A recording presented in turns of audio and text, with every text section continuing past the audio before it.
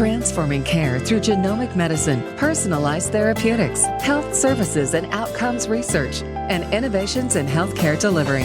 We're Children's Mercy Kansas City, presenting our audio interview series, Transformational Pediatrics, with host Dr. Michael Smith.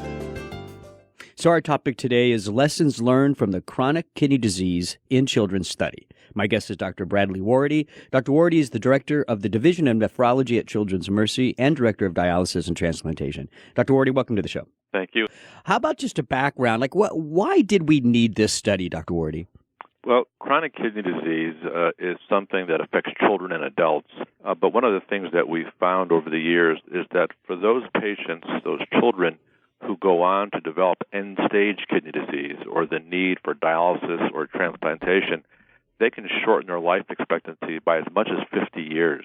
And so this study was established to allow us to get a better handle on the factors that lead to the progression or worsening of chronic kidney disease, with the hopes of ultimately being able to delay that progression or even prevent the progression to kidney failure. So when you were setting up this study, I know you're one of the co-authors of this study. What were some of the basic objectives you wanted to line up for this? Well, it was important that we have a number of different sites around the country involved so that we could study an adequate number of children. And so we've had up to 54 different centers, all pediatric kidney centers from around the nation and in Canada participating in this study. Our goal was to try to define risk factors that lead to the progression or worsening of chronic kidney disease, as well as to look at the impact of that kidney impairment on cardiovascular or heart disease, neurocognitive development or brain development, as well as growth. So three important outcomes of chronic kidney disease. And so setting up this study, obviously getting as many centers involved was important to this. What's the basic methodology, basic setup for this study? Well, the study is what we call an observational study. So we see these children on a yearly basis and obtained a battery of tests on them, everything from looking at their growth, looking at their weight gain, looking at their developmental function, and looking at their heart function. So we do this annually so that over time we can evaluate the progression of chronic kidney disease or any of these complications.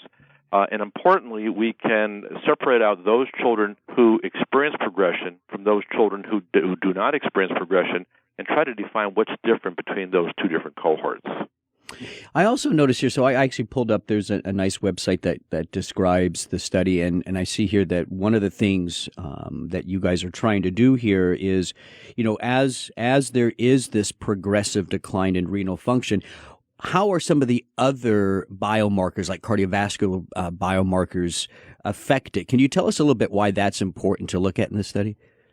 Well, I think when we look at some of these biomarkers, such as, let's say, high blood pressure, which certainly affects your heart function, we know now that high blood pressure are one of those factors that not only can, in fact, lead to worsening of kidney function, but it's a modifiable risk factor. And so the suggestion is that if we more aggressively manage that high blood pressure, treat that high blood pressure successfully, we may be able to delay that progression of chronic kidney disease. So trying to evaluate these other biomarkers, especially those that are modifiable with treatment, may lend itself to interventional studies that ultimately show us how we can positively impact chronic kidney disease. So far, what are some of the key findings? Well, I think one of the key findings was that many of our children have what we call masked hypertension, or elevated blood pressure that is only detectable when one utilizes a 24-hour blood pressure monitor. As many as nearly 40% of our kids had masked hypertension. And so I think that finding early on in the study sort of highlighted the fact that conducting 24-hour blood pressure assessments, or ABPM, in children with chronic kidney disease is essential, and it really should be part of the standard of care. When I look at the study and everything that you've mentioned so far, really, so the ultimate goal here, right, is to make sure that we slow the progression, make sure we can delay that need for transplantation for as long as possible, right? You mentioned once there's a transplant, what was the stat you gave about mortality? Well, if you're on chronic dialysis, you may lose as much as nearly 50 years of life expectancy. And so Again, we want to prevent that development.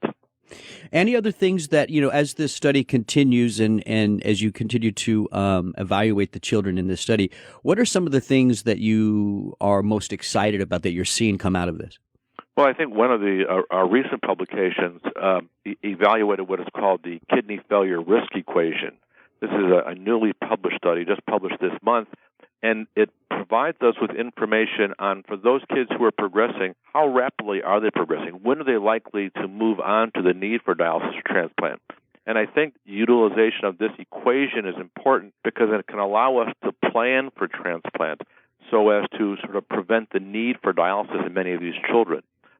This equation seems to allow us to, if you will, predict the development of end-stage kidney disease in these children with respect to about a 2-year period of time. And so I think while we want to prevent the development of end-stage kidney disease, we know that some of these kids will move on to the need for transplant, and the use of this equation may help us plan the process much earlier than what's been planned in the past.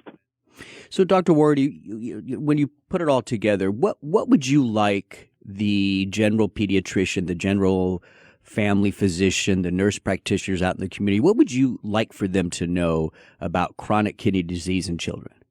Well, I think the most important thing to recognize is that while many of these children with chronic kidney disease will progress, will have worsening of their kidney function, there are things that we can do to slow that progression. So treating their high blood pressure is exceedingly important. Treating the protein that they have in their urine. Protein in the urine is another risk factor. We can oftentimes treat that with medication. Controlling their diet. There's a number of factors that, again, are modifiable factors that can lend itself to a better outcome for these children. So I think the most important thing is to evaluate for these potential risk factors and then aggressively treat them. Dr. Warady, I want to thank you for the work that you are doing at Children's Mercy, and thank you for coming on the show today. You're listening to Transformational Pediatrics with Children's Mercy, Kansas City. For more information, you go to childrensmercy.org. That's childrensmercy.org. I'm Dr. Mike Smith. Thanks for listening.